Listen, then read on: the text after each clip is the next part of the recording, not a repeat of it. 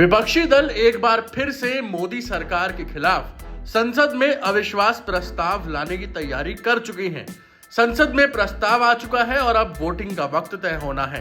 हालांकि वोटिंग से पहले ही अब विपक्षी दलों में फूट नजर आ रही है। दरअसल मणिपुर हिंसा का हवाला देते हुए विपक्षी पार्टियां मोदी सरकार के खिलाफ लोकसभा में अविश्वास प्रस्ताव लेकर आई है।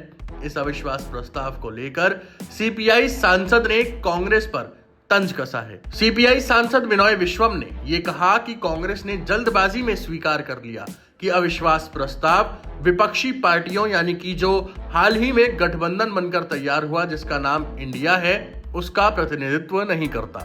सीपीआई सांसद विनोय विश्वम ने गुरुवार को ये कहा कि भारतीय राष्ट्रीय विकासात्मक समावेशी गठबंधन यानी कि इंडिया के कई दलों को लगता है कि अगर भारत के अन्य दलों का प्रतिनिधित्व होता है तो प्रस्ताव और मजबूत होता और अधिक प्रभावी होता। विनोय विश्वम के मुताबिक केवल सीपीआई ही नहीं बल्कि अन्य दलों ने भी जिम्मेदार तरीके से आपत्ति जताई है। कांग्रेस नेतृत्व ने इसे समझा और वे इतने लोकतांत्रिक हैं कि वो सहमत हुए कि ये सब जल्दबाजी में हुआ है। अध्याय अब बंद हो चुका है। महत्वपूर्ण बात यह है कि अविश्वास प्रस्ताव संसद में है और इसे पर्याप्त संख्या में सांसदों के हस्ताक्षर हैं। न केवल सीपीआई बल्कि कई दलों का ये मानना है कि ये प्रभावी और सार्थक होता अगर भारत के सभी दलों ने हस्ताक्षर द्वारा उस प्रस्ताव में प्रतिनिधित्व किया होता। हम सभी ने जिम्मेदार तरीके से कांग्रेस नेतृत्व के सामने अपनी आपत्ति जताई। कांग्रेस नेतृत्व ने इसे समझा और वे इतने लोकतांत्रिक हैं कि वे सहमत हुए कि ये सब जल्दबाजी में हुआ है। हम इसे बड़ा मुद्दा नहीं बनाना चाहते हैं। संसद के अंदर और बाहर भाजपा सरकार से लड़ने के लिए सभी दल एक साथ होंगे।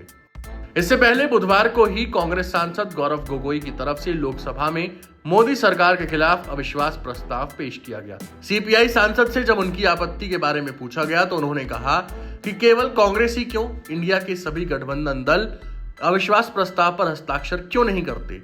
संसदीय कार्य मंत्री प्रहलाद जोशी ने यह कहा है कि जैसा कि पीएम मोदी ने 2019 में भविष्यवाणी की थी और विपक्ष से 2023 में अविश्वास प्रस्ताव के लिए तैयार रहने के लिए कहा था, वे तैयार होकर आए लेकिन थोड़ा विभाजन था। जोशी ने आगे ये कहा, कांग्रेस ने अपने सामान्य रवैये के मुताबिक अन्य विपक्षी दलों से परामर्श नहीं लिया।